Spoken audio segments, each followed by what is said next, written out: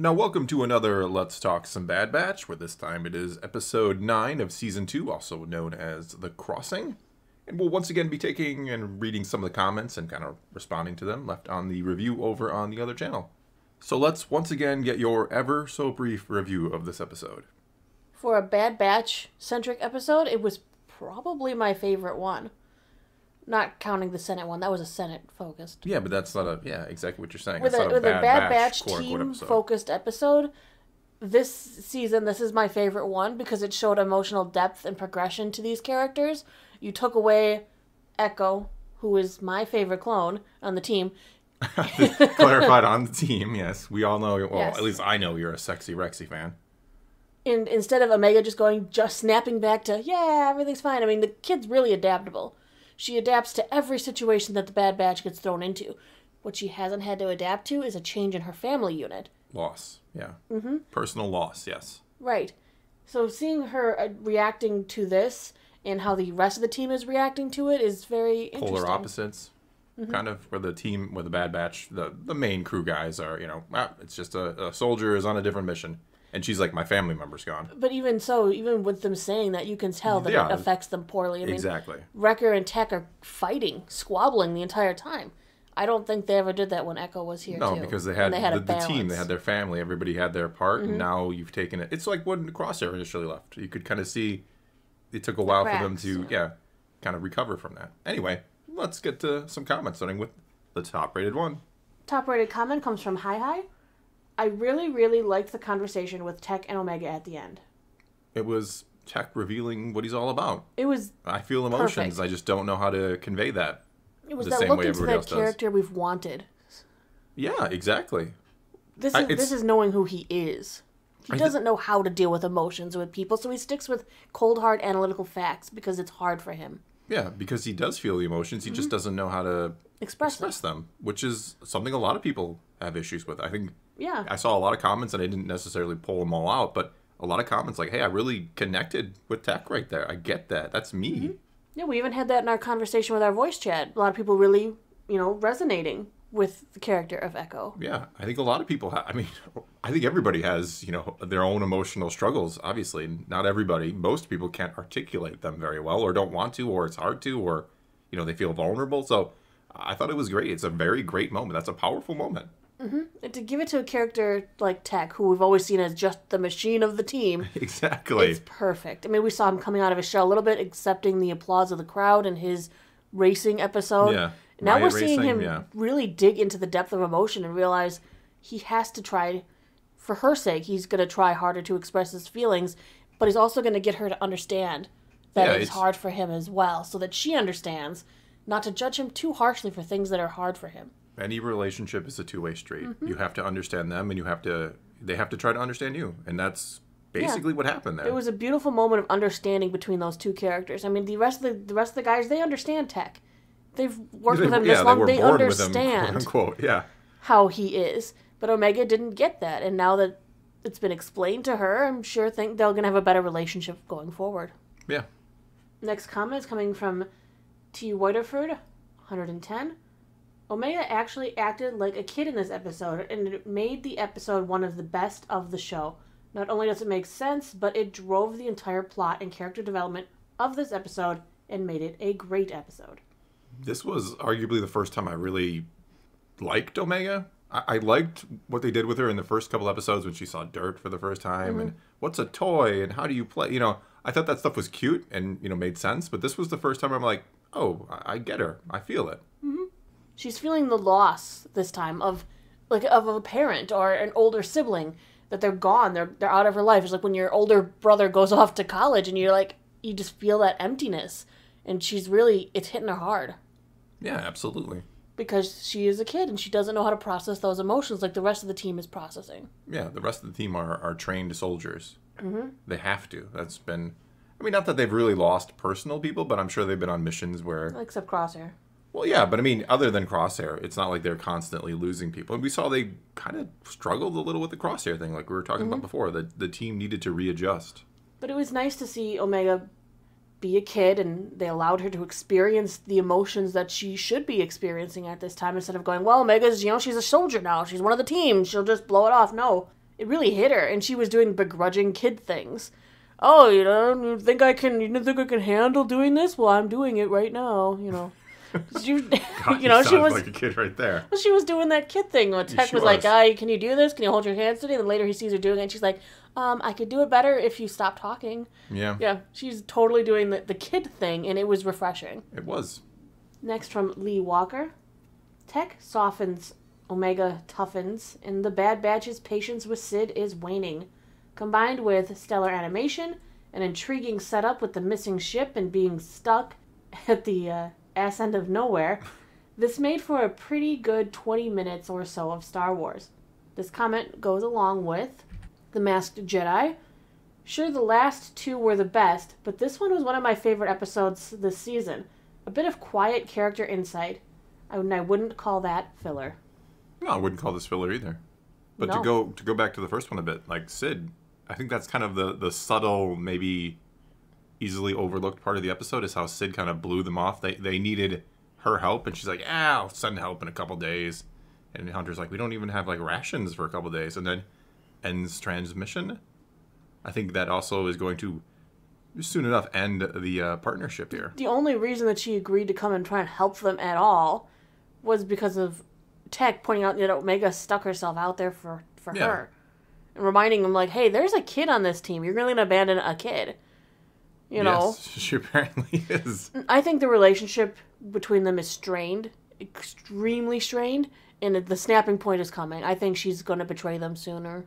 Something has to happen. They're going to part ways, and that's, I think, when the Batch makes their commitment to, fight the Empire or whatever they're going to do. How many missions have they failed for Sid? Well, yeah, from Sid's point of view, Sid too, they needs failed money, a lot. and I mean, even in the earlier seasons, they're like, "Here's the debt you've been racking up with me, boys, for the shipping." That Montel mix. Montel. I think I'm thinking of from the Montel Williams show, but yeah, for the Mantel mix, for fuel, for docking fees, and they haven't been bringing anything back. And we know she's at dire straits. She's buying this abandoned mine and stuff. And if this Ipsia money doesn't pay off, she's done with them. Exactly. And she'll get more money off of a bounty for these rogue clones than perhaps keeping them fed and safe.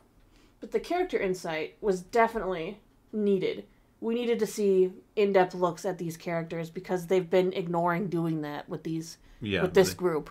They really have. Like I've said before, and you've said before, a lot of people have said before, the weakest part of the show is the actual main Bad Batch team.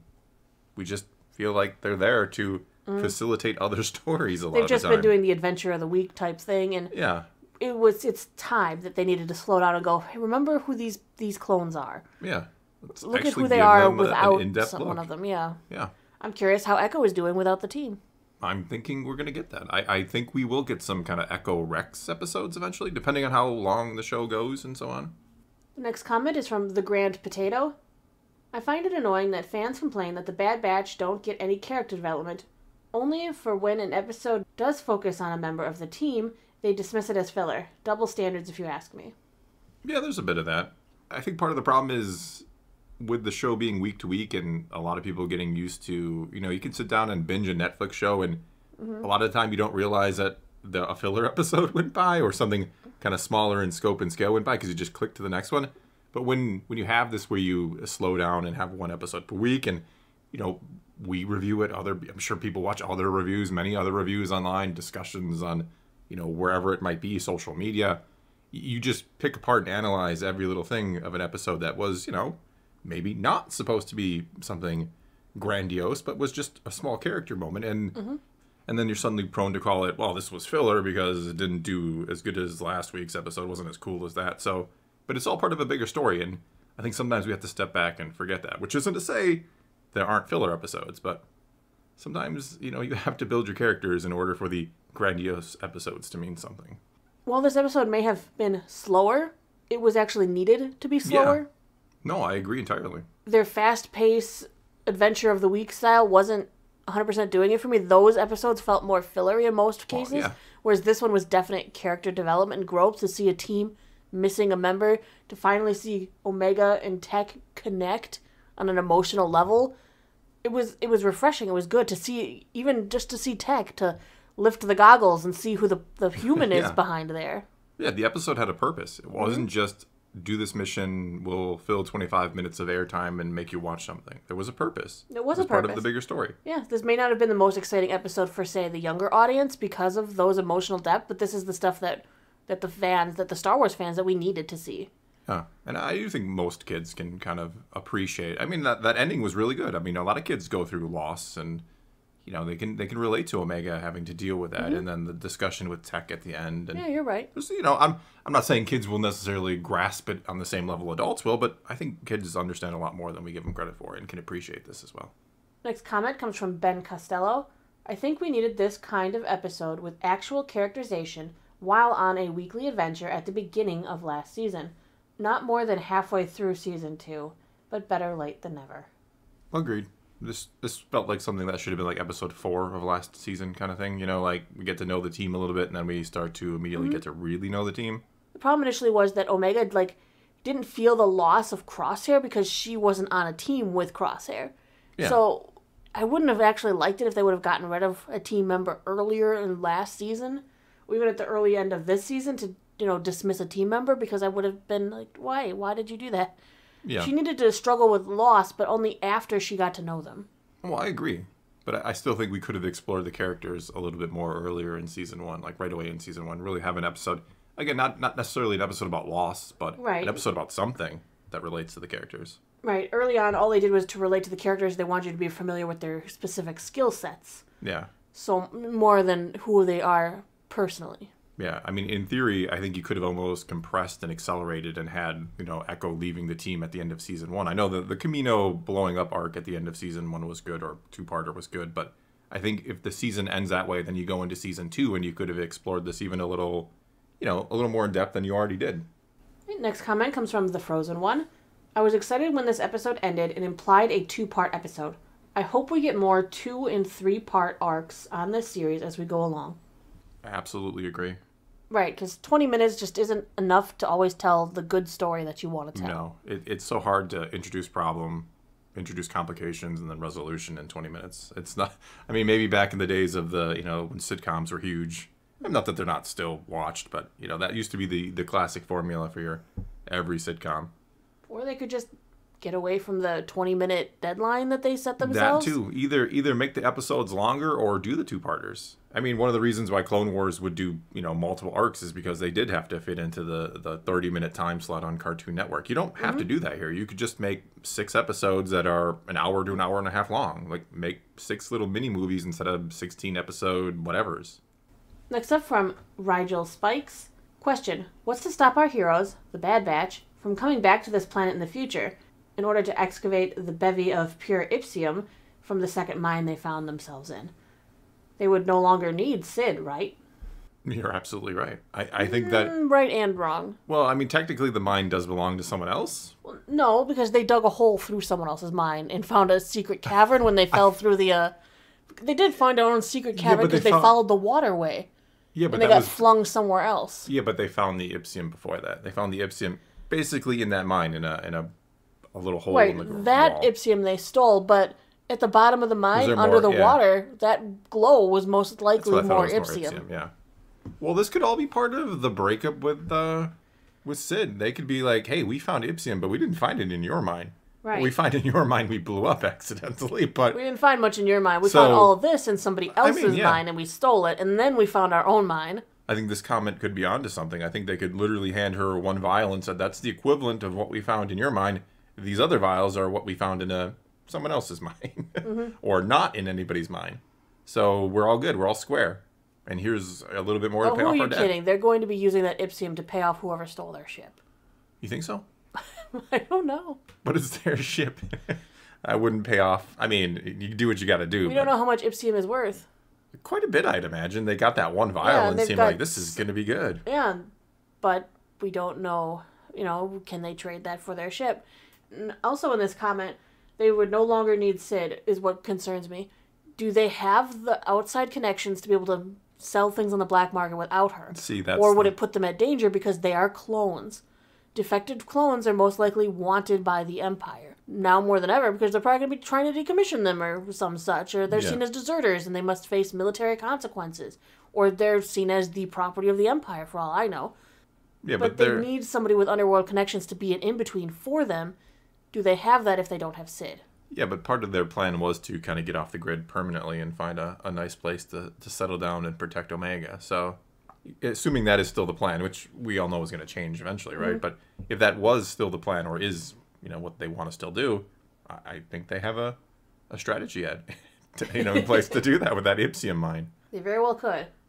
All right, looks like our final comment comes from Hendrikus. I also feel like Wrecker's response regarding getting used to losing team members shows he's a soldier.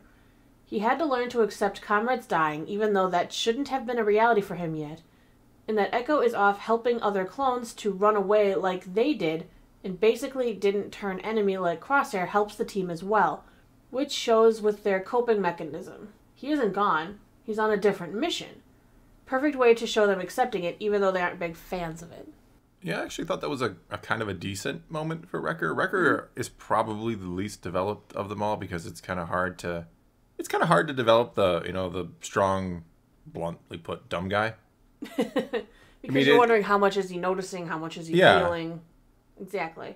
I actually think a show that does it well, not to pitch another show, but Vox Machina with Grog. If anybody watches that, that's I think how you do a quote unquote. I hate to use the terminology, but that's how you do the big, strong, dumb character. Mm-hmm. But Wrecker is that trope, right? He is that, that's what he is. There's really no other way to describe him, and unfortunately, I don't think he gets much. Just waiting for him to look at Omega and be like, "Come on, buddies." Yeah. Put her up on his shoulder. It's a similar. I think they could go for a similar type of relation. For those who've seen Vox Machina, they know what we're talking about. I think you could go for a similar thing with him and Omega, really and they kind of have. Mm-hmm.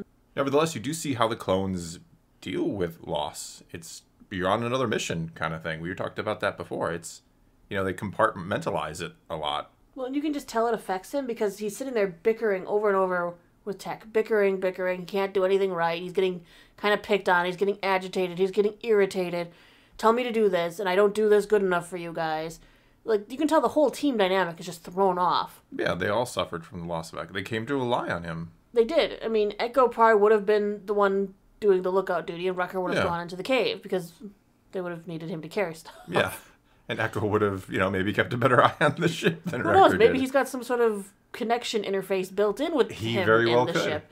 He's got a relationship with that ship. Yeah, I mean, I saw a lot of people asking, like, can you just walk into the ship and steal it and fly away? Because that seemed to be what I'm assuming he essentially hotwired the ship, whoever stole it, who looked a lot like Hondo. I don't think you need to. Because I think you needed to some. I think it's like, let's be honest, like spaceships in Star Wars are kind of like cars. I'm assuming you need a key to start your car in the Star Wars galaxy. I don't know. But you can get around that. Either way, yeah, we do see the loss of Echo in many different ways in this episode. The bickering between, Wrecker and Tech, the way they just say he's on a different mission, and that's it. That's as far as they're willing to kind of process it. Right, because it's affecting them all in different ways, and the fact that they're just compartmentalizing it is one of the ways that they're dealing with it as soldiers. I'll deal with my emotions later because I don't have time now. I'm on a mission, yeah. No, I thought, like I said, there's many facets to this episode. It kind of surprised me that there are some people who really didn't like this one. I thought it was really well written, especially compared to, some of the other Mission of the Week episodes we've gotten. Well, I guess that's going to be all we got for you this time, so do take to the comments below and tell us what you thought of this particular episode of The Bad Batch, or how you feel like the show's going overall, or what you see happening in the next few episodes. Whatever the case may be, leave those comments below. Let's talk some Star Wars, and until next time, thanks for watching.